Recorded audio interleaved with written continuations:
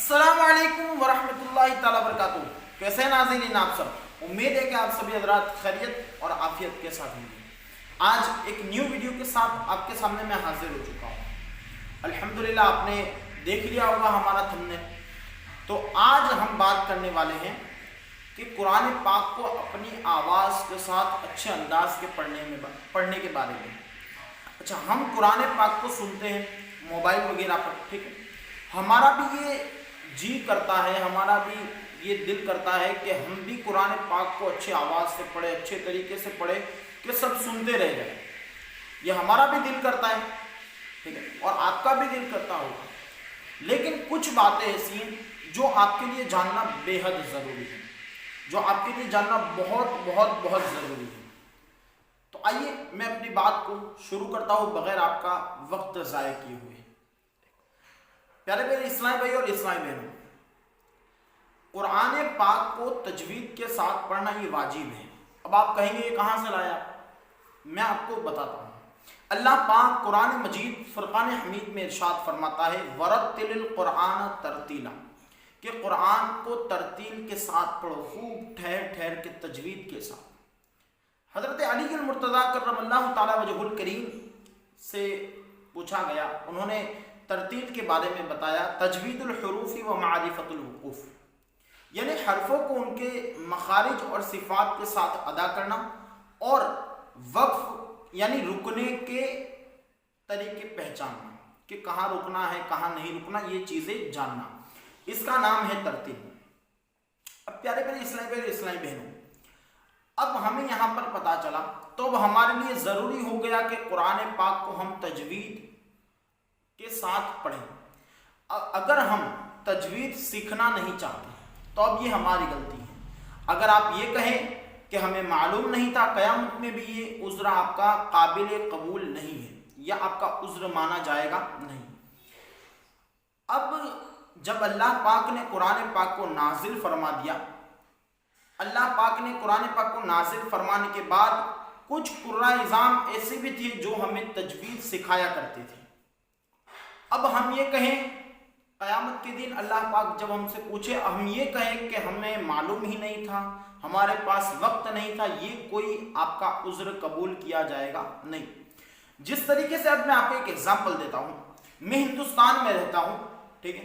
अब मैं हिंदुस्तान में रहने के बावजूद मैंने किसी का कत्ल कर दिया, ठीक है, या मैंने कोई ऐसा जुर्म कर दिया।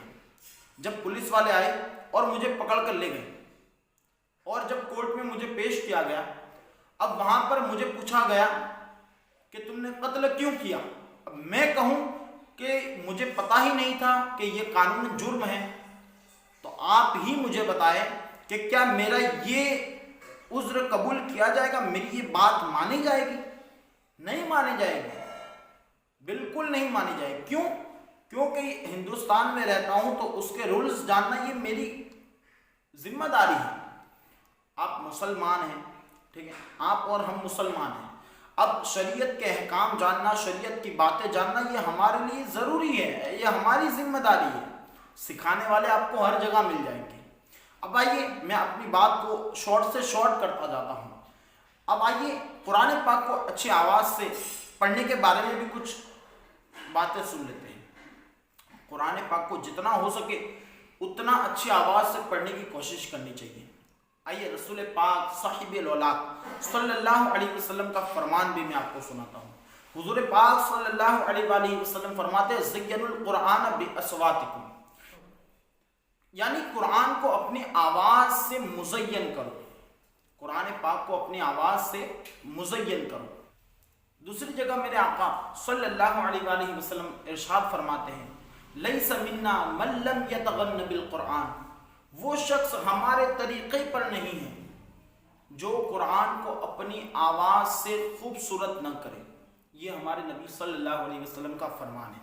तो इससे हमें यह भी पता चल गया कि कुरान को अरबी लहजे और अच्छी आवाज़ से पढ़ना चाहिए, ठीक है। लेकिन अब बाज़ औक़ात होता यह है कि अच्छी आवाज़ से हम पढ़ना चाहते हैं, ठीक है, लेकिन अच्छी आवाज़ से पढ़ने के लिए हमें कोई उस्ताद की ज़रूरत होगी, हमें कोई ऐसा قاری قرآن چاہیے جو ہمیں ایک طریقہ سکھائے۔ بعض اوقات ہوتا یہ ہے کہ ہم تلاوت اچھی آواز سے کرنے کی کوشش کرتے ہیں، لیکن ایسی غلطیاں واقع ہو جاتی ہیں جس کی وجہ سے ہم گنہگار ہو جاتے ہیں، ہماری نماز فاسد ہو جاتی ہے۔ تو اسی لیے میں آپ تمامی حضرات سے یہ عرض کروں گا کہ جب بھی اگر آپ پڑھنا چاہیں کم از کم ایک استاد اپنا ضرور بنا لینا چاہیے، کیونکہ جو آپ کو صحیح طریقہ سکھائے۔ بعض غلطیاں ایسی ہو جاتی ہیں جس سے نماز ہی نہیں ہوتی، جس سے گنہگار ہو جاتے ہیں پڑھنے کے باوجود۔ کہیں ایسا نہ ہو کہ قیامت کے دن جب ہمیں پتہ چلے تو ہمارے سامنے ہمارا نامہ اعمال آئے اور ہمیں پتہ چلے کہ ہم نے اتنی تلاوت قرآن کی لیکن ہمارے نامہ اعمال میں بالکل ہی ثواب نہیں ہے۔ تو آپ اسی طریقے سے ہمارے چینل پر بنے رہیں۔ آپ کو ویڈیو پسند آئی ہے تو لائک ضرور کریں اور کمنٹ کر کے ضرور بتائیں، اور ہمیں آگے سجھاؤ بھی دیں کہ ہم آگے کون سے ٹاپک پر بنائیں۔ انشاءاللہ عز و جل نیکسٹ جو ٹاپک ہوگا وہ تجوید کے بارے میں ہوگا، اور غلطیاں چھوٹی بڑی جو غلطیاں ہیں اس کے بارے میں انشاءاللہ عز و جل آپ کو بتایا جائے گا۔ چلے ملتے ہیں اگلی ویڈیو میں۔ السلام علیکم ورحمۃ اللہ تعالی وبرکاتہ۔